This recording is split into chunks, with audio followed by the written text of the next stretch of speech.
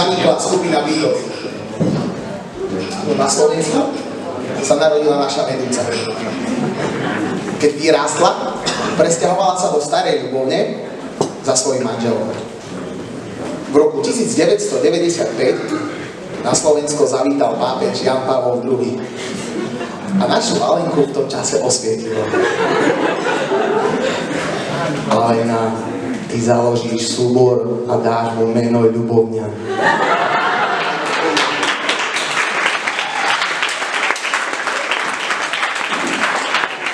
Po milujúcemu Dušanovi sa vlastne zjavil Pánov anjel so slovami: Dušan, nepochybuj a ver. A Alenka hneď v septembri začala, oslovila zo pár dievčat zo svojej triedy, či si náhodou nechceli zatancovať. Dievčatá súhlasili a tak historicky prvými členmi folklórneho súboru sa stalo niekoľko dievčat a jeden harmonikár. Keďže chlapcov nemali, ich prvým tancom bola karička.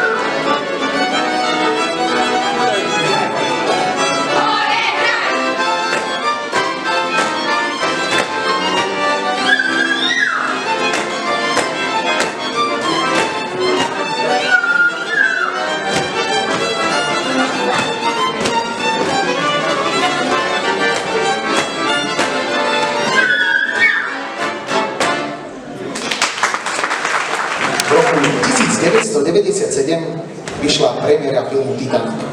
Každý chlapec chcel byť ako Leonardo a každá baba chcela byť Leonardo.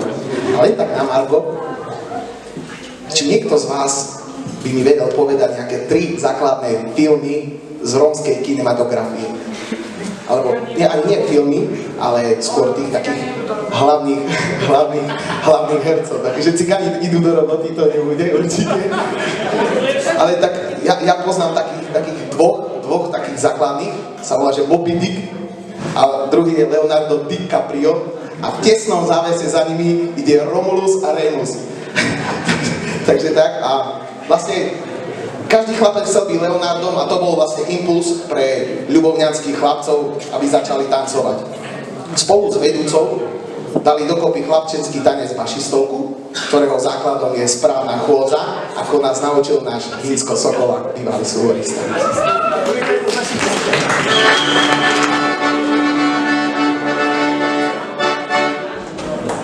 Chlapci, nie tak. Viete, jak vás učil Vince, alebo ukážeme, jak vás učil Vince. Tak ma učil. Ja som no a ty mi zahraj.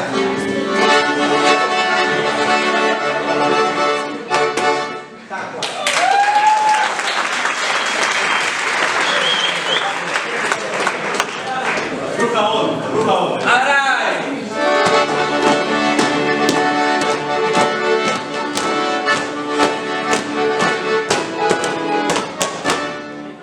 Teraz? Lepšie, hej. My nemáme tak. Ukáž, keď si frajer, moderátor.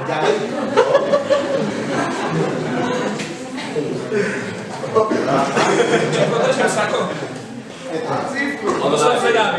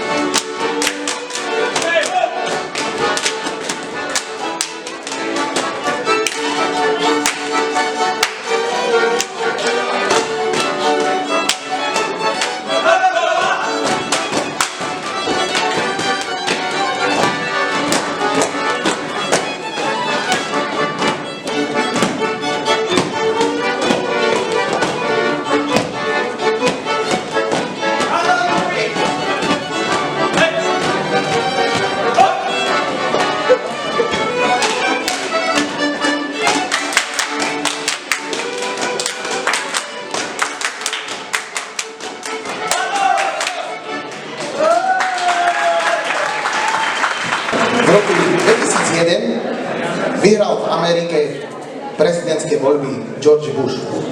A ľubovňa začal stavať svoj prvý párový tanec, ktorý chcel predstaviť na Bushovej inaugurácii. Žiaľ Bohu, nikto z nás pozvánku nedostal.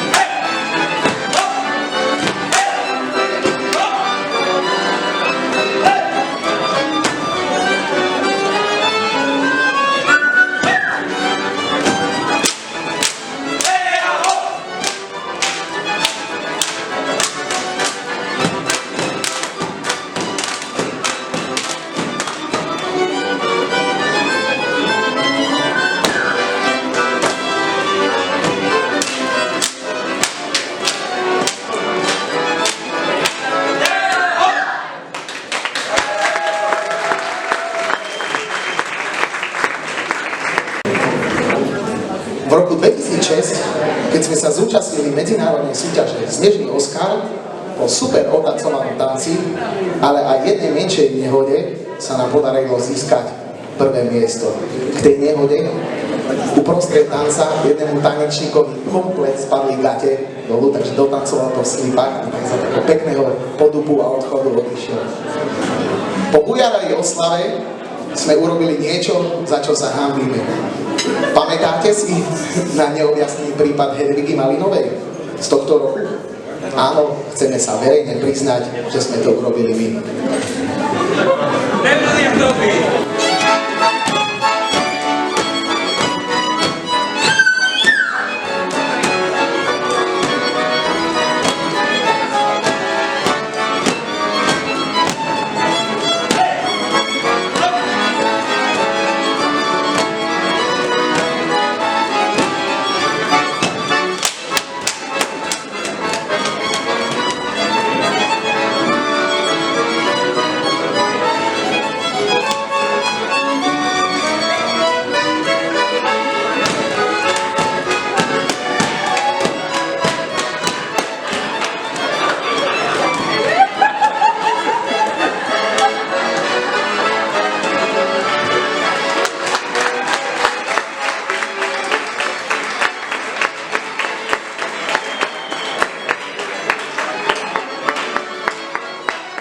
Že budeme pokračovať v našom malom historickom okienku.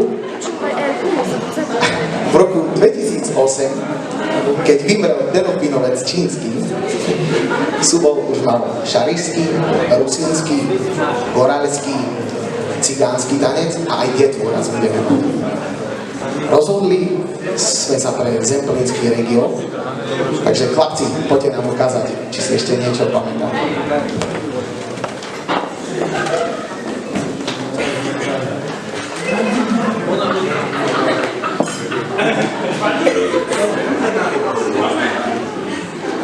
Abo je sa bijú, abo ja na keku.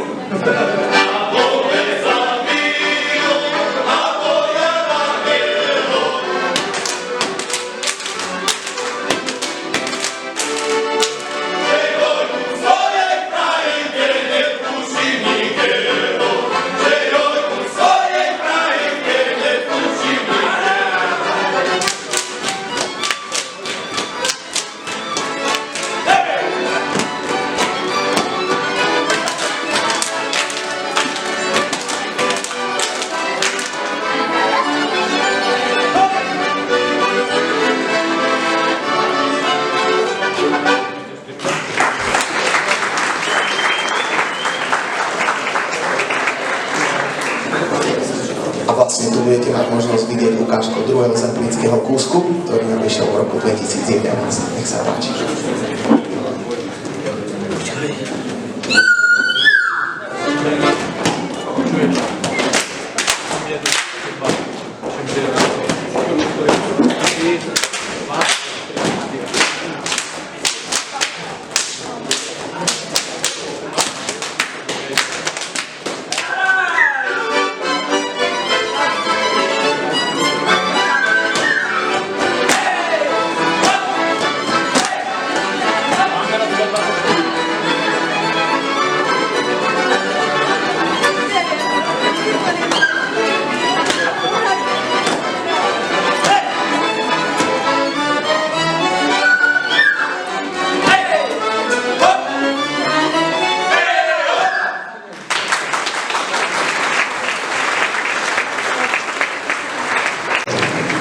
2013 sme súbor obohatili o spoluprácu s Latino klubom. Vznikol tanec s pracovným tým názvom Juanes. Myslím, že sa to celkom podarilo, posúďte sa.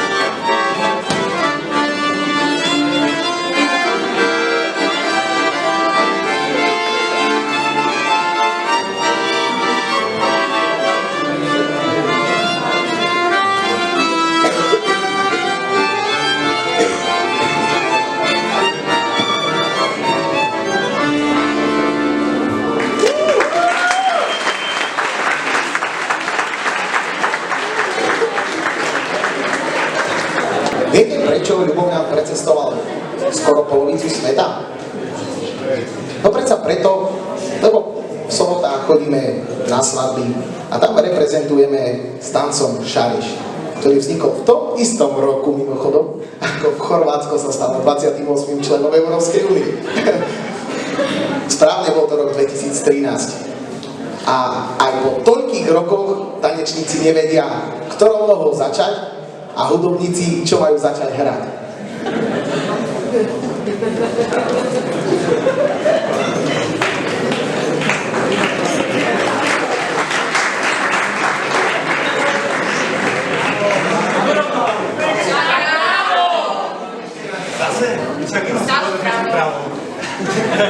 So slovom či bez slova? Bez slova.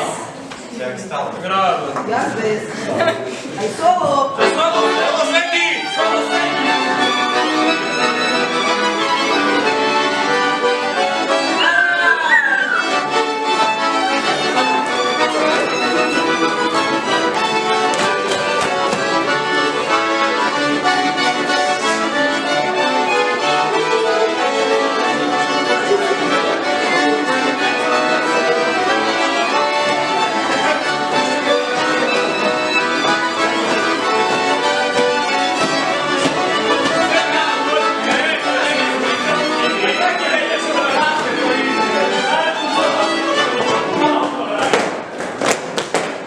Budúcim profesionálnym umeleckým telesom na svete.